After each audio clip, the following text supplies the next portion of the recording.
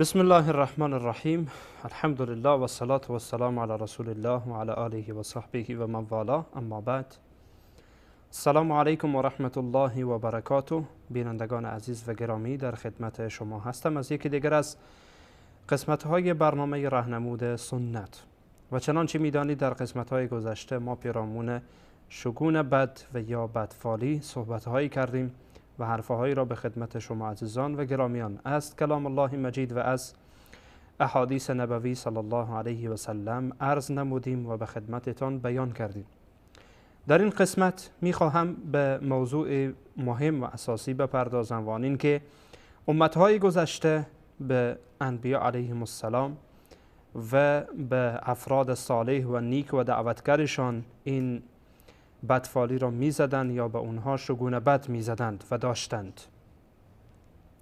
ما در قرآن کریم برخی از آیات را داریم که دلالت صریحی بر این موضوع داره که اقوام گذشته و یا امتهای گذشته بر برخی از انبیا علیهم السلام و حتی مشرکین مکه بر پیامبر ما صلی الله علیه و سلم و همچنین بر صالحان و نیکوکاران و دعوتگران خود شگون بد می زدند. و علت بیان این موضوع به این واسطه هست که ما بفهمیم که متاسفانه این شگون بد زدن و بدفالی در امتهای گذشته هم وجود داشته و سابقه طویلی در این باب داره و سابقه بسیار مدیدی متاسفانه در بحث بدفالی و شگون بد داره که امت اسلامی باید متوجه باشند و به قرآن کریم و به آیات کلام الله مجید و احادیث نبوی صلی الله علیه و سلم بچسبند و خودشان را از این مسائل به دور دارند، چون که حقیقتا خلاف بر اسلام هست و خلاف بر سنت پیامبر صلی الله علیه و سلم و موافقتی است با امتهای گذشته و نه تنها امتهای گذشته بلکه بر جهال امتهای گذشته و بر افرادی که نمیدانستند و دشمنان پیامبران علیهم السلام و دشمنان افراد نیک از امت آن پیامبر بودند. بینندگان عزیز و گرامی، این را شما میدانید که هر پیامبری از پیامبران الهی که آمده و هر دعوتگری از دعوتگران به سوی دین، حالا چی اسلام باشه و چی غیر از اسلام، قبل از اسلام امتهای گذشته و ادیان گذشته که در واقع همه تحت اسم اسلام جمع می شوند، حالا با نامهای مختلفی که بر آنها خودشان را مسما کردند، ببینیم ما متوجه می شویم که مخالفین همیشه از راههای مختلف برای این که راه دعوتگران را ببندند و آنها را در برابر آنها سد بشند و نتوانند که دعوتگران به سوی الله دعوت بکنند، به سوی واقعیتها و به سوی حق دعوت بکنند، راههایی را اهل باطل استفاده می کنند. از جمله این راهها ترساندن اهل دعوت و ترساندن انبیا علیهم السلام بوده و هست.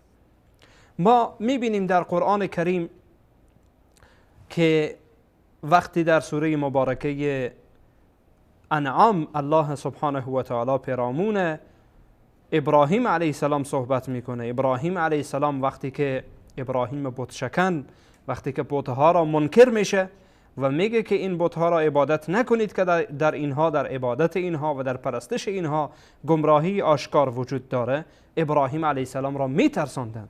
به همین واسطه است که ابراهیم علیه السلام میگه که ولا اخاف ما اشرکتم، من نمیترسم از آن چی که شما شرک میورزید. بعد میآیه میگه شما از الله نمیترسید، شرک به الله میورزید، من چگونه از این آنچه که شما ولا اخاف ما تشرکون، از آنچه که شما شرک میورزید، از این بت‌هایی که شما عبادت میکنید، من چگونه بترسم؟ و بحث دیگری که مطرح میشه این است که انبیا علیهم السلام و دعوتگران با گونه‌های دیگر مورد تهاجم قرار می گرفتند و مورد هجوم دیگران قرار می گرفتند و افرادی که منافع آنها به زیر خطر بود به آنها، به انبیا علیهم السلام تهمت می زدند. از جمله تهمت ها این بود که می گفتند شما سبب شر هستید، یا به اونها شگون بد می زدند و بدفالی می زدند. مثلا وقتی ما در قرآن کریم مراجعه میکنیم این آیات را میبینیم با وضاحت تمام. از جمله این که ما وقتی در داستان صالح علیه السلام داخل میشیم، اونجا میبینیم که الله سبحانه و تعالی بیان میکنه که آنها مشرکین برای صالح علیه السلام چی میگفتن؟ قالوا طیرنا بک، میگفتن ما به تو شگون بد میزنیم، ما به تو بدفالی میزنیم، و بمن معک، و همراه کسانی که همراه تو هستند. یعنی ای صالح، تو و پیروان تو از جمله کسانی هستید که باعث شدید تا قحطی، خوشسالی و بدبختی برای ما بیایه. برای صالح علیه السلام و برای پیروان صالح علیه السلام اینها شگون بد میزدند. چی میگفتن؟ قالوا طیرنا بک و بمن معک. ولی در جواب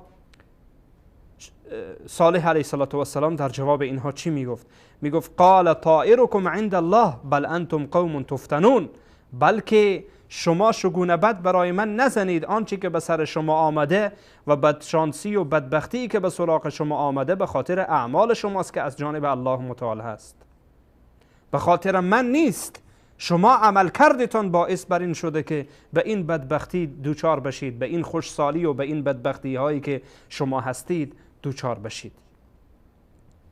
بناهن در ادامه صالح علیه السلام به اونها میگه بل انتم قوم تفتنون، بلکه شما قومی هستید که مورد امتحان و آزمایش قرار گرفتید، نافرمانی الله را کردید، نافرمانی پیامبرش را کردید، الله متعال این حالت را به سر شما آورده و این حالت به سر شما مردمی آمده که شما اصلاح بشید، به خاطر اصلاح شما این حالت بر سر شما آمده. پس بناهن بینندگان عزیز و گرامی، این یکی از آیاتی است که دلالت صریحی بر این داره که اقوام گذشته و دشمنان الله و پیامبر صالح علیه السلام بر او این حرف را می زدند و می گفتند تو، وجود تو و پیروان تو در میان ما بدبختی و خوشسالی میاره و ما نسبت به تو بدفالی میزنیم و نسبت به تو شگون بد داریم، چرا که تو باعث میشی که این حالت ها بر سر ما بیایه.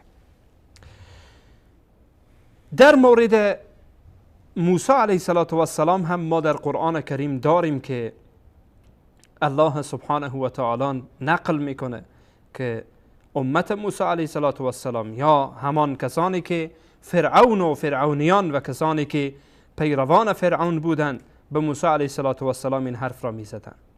در سوره مبارکه اعراف آیت 131 الله سبحانه و تعالی میگه فاذا جاءتهم الحسنه قالوا لنا هذه، وقتی که به این مردم خوشی میرسید، نیکی میرسید، میگفتن قالوا لنا هذه، ما مستحق این هستیم، ما مستحق این هستیم که این برای ما داده بشه و این برای ما داده شده.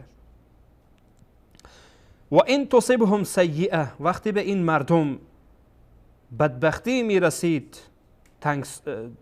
به هر حال خوشسالی میرسید، در رزق اونها تنگی می آمد، در کدام مشکل دوچار می شدن، مریضی به سراغ آنها می آمد، می گفتن که یطیر بموسی و من معه، اینها بدفالی می زدن به موسی علیه السلام و به کسانی که همراه موسی علیه السلام بودن، به اینها بدفالی می زدن و شگون بد می زدن، می گفتن که وجود موسی باعث بر این میشه که این حالت به سر ما بیایه، وجود پیروان موسی باعث میشه که این بدبختی و خوشسالی به سراغ ما بیایه، وگرنه ما مستحق این نیستیم که این بدبختی به سراغ ما بیایه. و شما بینندگان عزیز و گرامی میدانید که بدفالی حقیقتا یکی از بدیها و زشتیهایی که داره اینه که انسان را نسبت به الله متعال به گمان بد میاندازه. یعنی فردی که بدفالی میزنه در واقع به الله گمان بد داره. چون موسی علیه السلام از جانب الله هست، اینها وقتی که نیکی به اونها میرسید، وقتی فراخی رزق میرسید، وقتی صحتمندی به اونها دست میداد، میگفتند که این خب به هر حال ما مستحقش هستیم و باید هم برای ما داده بشه، ما مستحق این هستیم. که این هم دلالت بر تکبر و غرور و خودخواهی این مردم میکرد، دلالت بر این میکرد که هیچ گاهی قبول نمی کردن و نمی کنن که ما باطل هستیم. اما وقتی که برعکس به اینها مشکلی می رسید، دوچار مشکل می شدن، چی می گفتن؟ یطیر بموسی و من معه، به موسی علیه السلام و به افرادی که همراه موسی علیه السلام، ایماندارانی که همراه موسی علیه السلام بودن، به اینها چیکار میکردن؟ بدفانی میزدن، شگون بد میزدن. میگفتن همه این بدبختی ها زیر سر موسی است. اگر موسی در میان ما باشه این بدبختی هم هست، ولی باید موسی را از اینجا خارج بکنیم. و یکی از دلایلی که فرعون می آورد برای اینکه دیگران را از دنبال موسی علیه السلام دور بکنه این بود که استدلالش این بود که می گفت موسی اراده داره که شما را از شهر و دیارتان دور بکنه و شما را خارج بکنه. و این هم یکی از استدلال ها بود. می گفتن تا زمانی که موسی در میان ما باشه این بدبختی و خوشسالی در میان ما خواهد بود، پس بنان موسی و پیروانش را خارج بکنیم از میان خود، نگذاریم که اینها باشه. الا انما طائرهم عند الله ولكن اکثرهم لا یعلمون.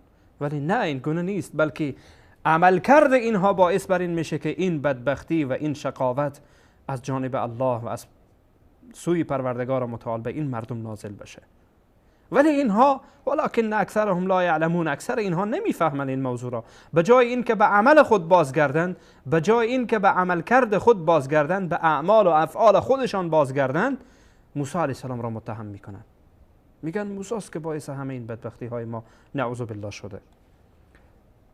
شبیه این ما در سوره مبارکه یاسین هم داریم، البته نه در مورد موسی بلکه در مورد فرستادگان دیگری. در سوره مبارکه یاسین آیت 19 و آیت 18 و 19 الله سبحانه و تعالی در این مورد صحبت میکنه.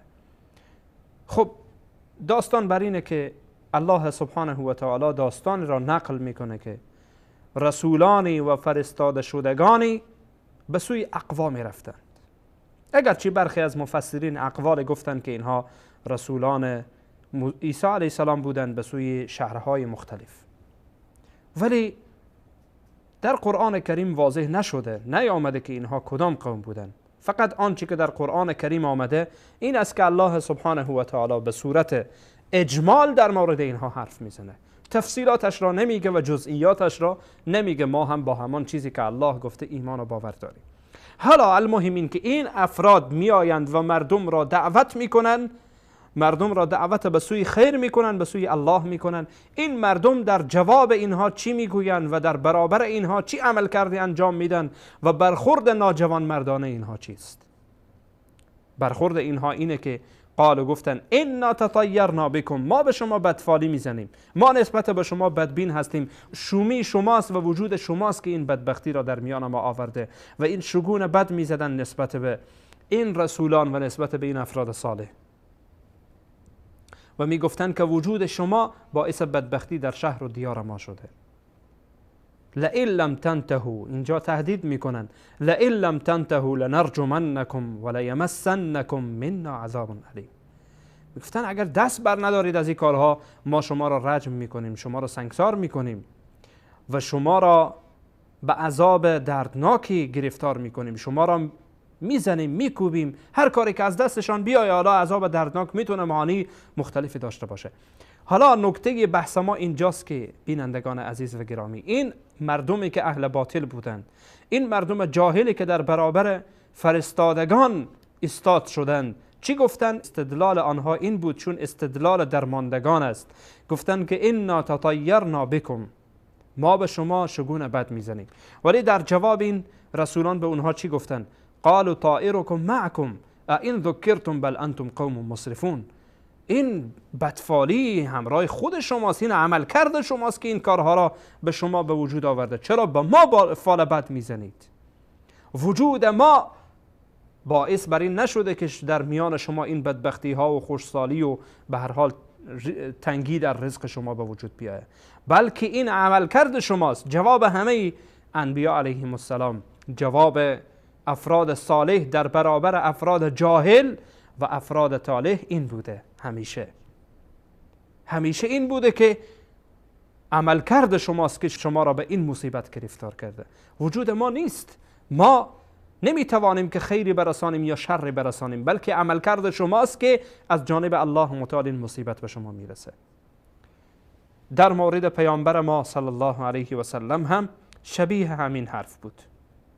الله سبحانه و تعالی در سوره مبارکه نساء آیت 78 میگه که و این تصبهم حسنة یقول هذه من عند الله، اگر به این مردم نیکی برسه، فراخی در رزق برسه، حالا سال پرباری به این مردم نصیب بشه، میگن هذه من عند الله، این از جانب خداست.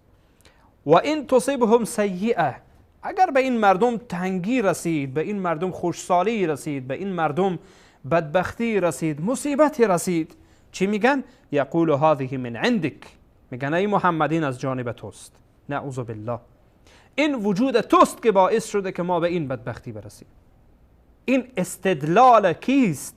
استدلال مشرکین هست، استدلال منافقین هست. و منافقین هم این استدلال را در برابر پیامبر ما صلی الله علیه و سلم داشتند. وقتی در مدینه پیامبر علیه السلام می آیند، خب به هر حال این طبیعت، احیانا خوشسالی میشه، احیانا فراخی در رزق می آیه، سال پرباری می آیه، فرق میکنه. وقتی که آفتی به اینها می رسید، حتی آفتی اگر به باغ اونها هم می رسید و درخته های آنها آفت می زد، نسبت میدادن به پیامبر، میگفتن وجود محمد نعوذ بالله که این بدبختی ها برای ما رسیده. و مشرکین مکه هم نسبت به پیامبر ما صلی الله علیه و سلم این دید بد را داشتن. الله متعال سبحانه و تعالی میگه که و این تصبهم سیئة یقول هذه من عندک، اگر به این مردم مصیبتی میرسید، سختی میرسید، به هر حال تنگی در رزق میرسید، خوشسالی میرسید، چی میگفتن؟ هذه من عندک، ای محمد این از جانب توست. قل کل من عند الله، پیامبر بگو برای این مردم که همه از جانب الله است. اگر الله متعال خواسته باشه به شما خیری میرسانه و این عمل کرده شما باعث میشه که از جانب الله به شما شر برسه. پس بناهن بینندگان عزیز و گرامی، افرادی که فال بد میزنن آنچه که از آیات قرآن کریم برمیآیه، چنانچه در این آیه هم الله سبحانه و تعالی میگه فما لهؤلاء القوم لا یکادون یفقهون حدیثا، این مردم را چی شده؟ چرا نمیفهمند حرف را؟ الله متعال به اینها جاهل گفته، به اینها نافهم گفته، اینها از جمله مشرکین بودن، از جمله معاندین بودن، از جمله دشمنان انبیا علیهم السلام بودن، از جمله منافقین بودن. اینها اوصاف افرادی است که اینها چیکار میکردن؟ فال بد میزدن نسبت به افراد، نسبت به انبیا علیهم السلام، نسبت به بهترین افراد و بهترین خلائق و بشر، به اینها فال بد میزدن، میگفتن این شما هستید که باعث میشید که در میان ما این بدبختی ها بیاید. پس بناهن بینندگان عزیز و گرامی، این آیات را به این واسطه به خدمتتان عرض کردم که دقت کنید در باب بدفالی. بدفالی نزنید به چیزی، بدفالی نزنید به کسی. این بدفالی زدن و شگون بد زدن از افعال و از اعمال انسانهای صالح و نیک نیست، بلکه از جمله افعال و کردار و گفتار افراد طالح و افراد بدبخت و شقی هست، و حتی از جمله افرادی که در برابر دین الله ایستاد میشند. به انبیا علیهم السلام تهمت میزنند و انبیا علیهم السلام را متهم میکنند که وجود شماست که نعوذ بالله این بدبختی ها و این سختی ها و این مصیبت ها به ما رسیده. پس بناهن بیننده عزیز و گرامی دقت بکن به این نکته. ان شاء الله در برنامه بعد و قسمت های بعدی اگر الله متعال سبحانه و تعالی به ما توفیق بده، برخی از اعمال زشت یا برخی از گفتارهایی که امروز در جامعه ما در برخی از جوامع متاسفانه رواج داره و به اونها بدفالی میزنن، چی به ماها، چی به سالها، چی به روزها، البته به طور انحصار نه، بلکه برخی از آنها را گزینشی به خدمت شما بینندگان عزیز و گرامی عرض میکنم و بدبختی هایی که هر کدام از اینها به پی خود داره و چی پیامد بدی داره، ان شاء الله به خدمتتان آن را بیان خواهم کرد. اجازه بدید که در این قسمت از خدمتتان رخصت بشم تا برنامه بعد و قسمت بعد همه شما را به الله پاک بی همتا میسپارم. الله سبحانه و تعالی یار و مددکار همه من شما باشه و السلام علیکم و رحمت الله و برکاته.